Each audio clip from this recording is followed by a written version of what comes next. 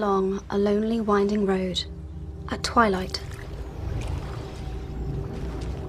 In time, the brothers reached a river too treacherous to pass. But being learned in the magical arts, the three brothers simply waved their wands and made a bridge. Before they could cross, however, they found their path blocked by a hooded figure. It was Death, and he felt cheated.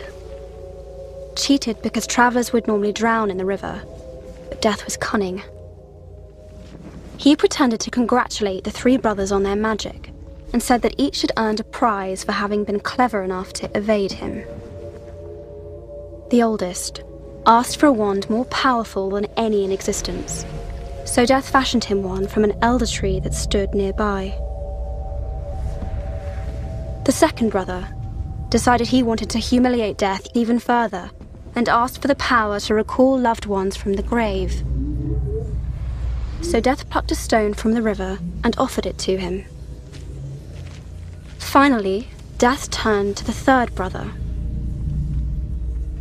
A humble man, he asked for something that would allow him to go forth from that place without being followed by Death.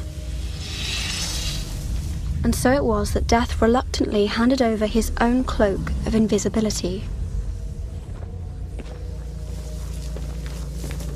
The first brother travelled to a distant village, where with the elder wand in hand, he killed a wizard with whom he had once quarrelled. Drunk with the power that the elder wand had given him, he bragged of his invincibility.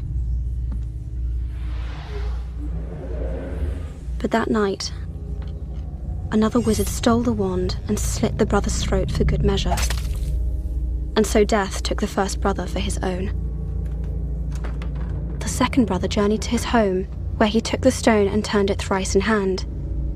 To his delight, the girl he had once hoped to marry before her untimely death appeared before him. Yet soon she turned sad and cold, for she did not belong in the mortal world. Driven mad with hopeless longing, the second brother killed himself so as to join her. And so Death took the second brother. As for the third brother, Death searched for many years but was never able to find him. Only when he attained a great age did the youngest brother shed the cloak of invisibility and give it to his son.